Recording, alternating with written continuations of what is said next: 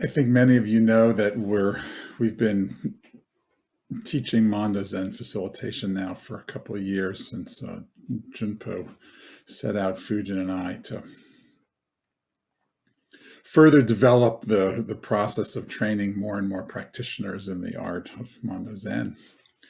And so as we close our second cohort of facilitators, which is what we're calling folks who complete this, there's a few pieces that are helpful for anyone who's here in our Sangha and for anywhere just to notice. And it's sort of lovely to have the time and energy to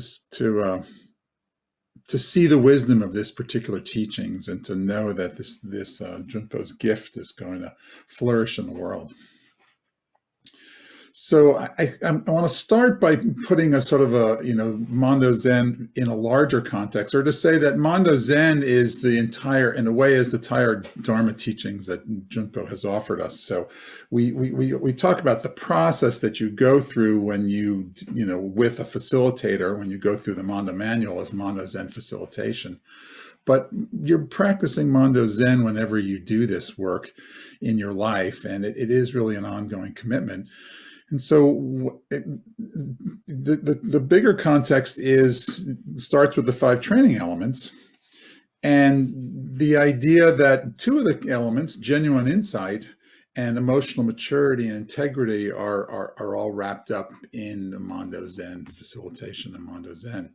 So I love reading these 2 particular elements because they're so wonderful. And I encourage you to review page 17 and 18 at some point in the Sutra book. But genuine insight: have I tasted the pure, sweet truth of the divinity within myself?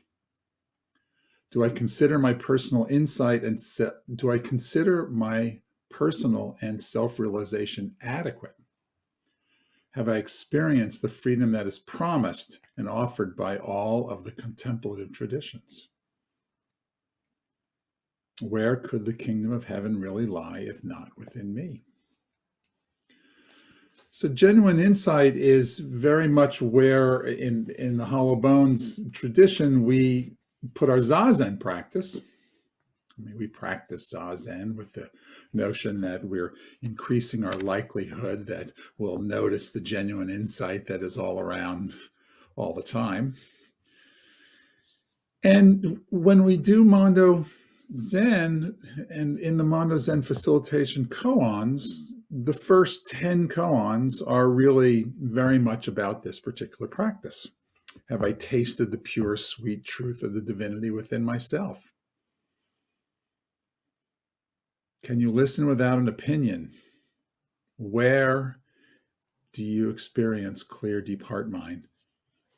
In this body. In order to answer those from a truly awakened and insight perspective, you're tasting the pure, sweet truth of divinity. I am. Second question: do I consider my personal insight and self-realization adequate? Well, when we move through the sequence of the 10 koans in the first part of the Mondo Zen process, we are continuing to deepen that insight of self-realization. Who am I? Who are you? Who are we at this level, at this depth of awareness? What are the qualities? Fearless, empty, silent, timeless, imperturbable, vast, eternal, still, peaceful, aware. Can I gesture? Can I, in my daily life, express this intuition, this awareness? That's why we love the pure awareness Dharani. This awareness, Swaha. Does it come and go? Does this come and go? What do I need to do? Remember, choose. So genuine insight is access through our first 10 koans in Mondo Zen Facilitation. And there's this interesting phenomenon that occurs. Historically, Mondo Zen facilitation was done on a Mondo Zen sesshin. You had 6 days to meditate all day, to be silent, absolutely, to have nothing to do but follow the bells. And then we would do this process. So most people, I would say many to most, would come away from a 6 or 7 day sesshin with this real strong sort of sense of clarity around their genuine insight. And we would take that home and, I don't know if your experience like mine, but it slowly fades. Life gets in the way, the biz and the buzz and the noise of life, kind of. And so we practice Zazen. And because of the way we kind of, it was taught and the way we learned it, we didn't necessarily continue to work with the koans. We worked with our emotional koan, part 2, which I haven't gotten to yet, but we didn't necessarily stay connected to the actual 10 koans. Now, a little bit of history. What makes Rinzai Zen distinct and characteristic from, say, Soto Zen is the emphasis not simply on Zazen practice, but on koan work as well. That's not to say Soto does not have koan work in it. It's just not emphasized. In Rinzai, it very much is emphasized. And just to be clear, koan work is a dialogue on which I am in relation with a teacher or a Tanto or a Roshi or whoever the teacher is, and we're having a conversation with the dialogues, with the koan. Now, of course, much of the koan work I do on my own. I do with my own inquiry with a koan, right? Can you listen without an opinion? Can I listen without an opinion? Does a dog have Buddha nature? So historically, koan, since Rinzai was primarily a monastery tradition, you would practice at the monastery. That could be something you practiced all day. Because of the way Mondo Zen is designed, we don't have all day with a koan. We don't have all week with a koan. We have a couple of hours before the next one gets taught in the 6-day sesshin. So there are other ways of working with it. And of course, for a while, there was, if so many of you remember back, the Zoom class, that was when Zoom was a novelty, where folks would study with Junpo and we would say, do a koan in a day or a week. There was a longer emphasis. The point I'm trying to make here is that any of you and all of us can at any time take any one of these koans and work with them. Spend a week with it.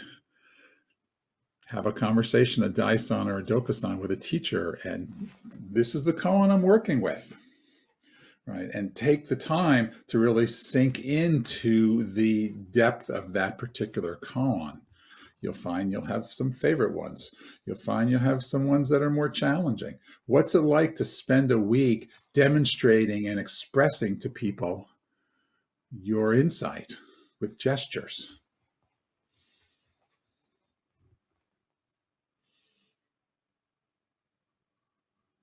So we work with koans, and so a koan is not just an internal process.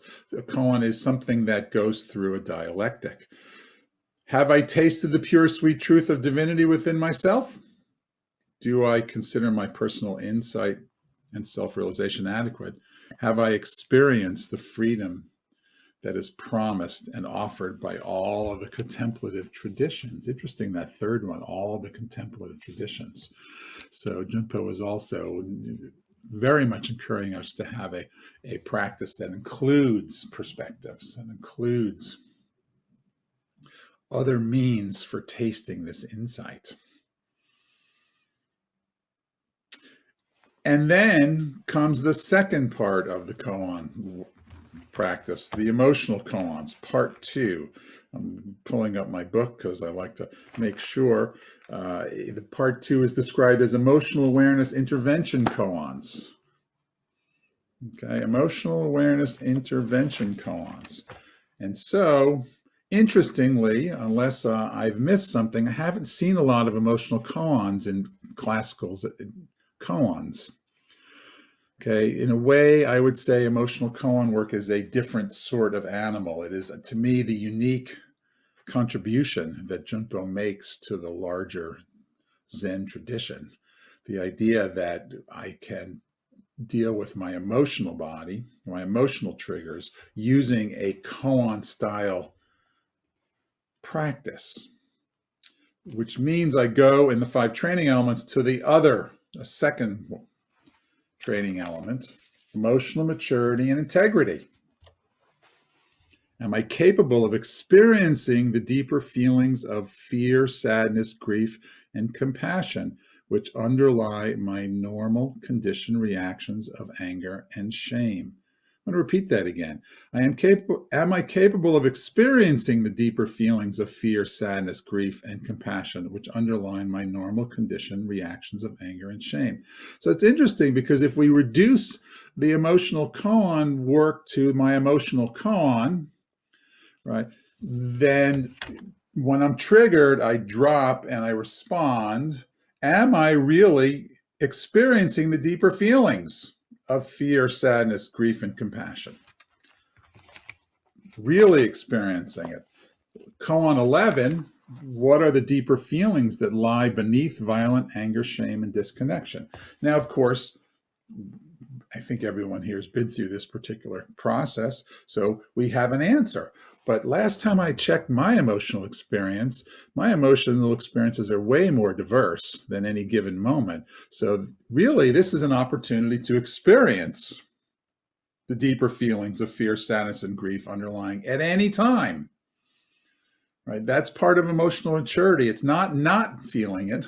It's actually having the experience.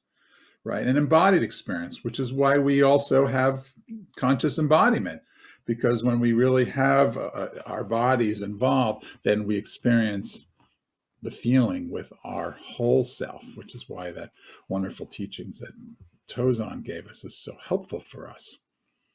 Okay, really experiencing things, really experience what's underneath, taking that time to do that.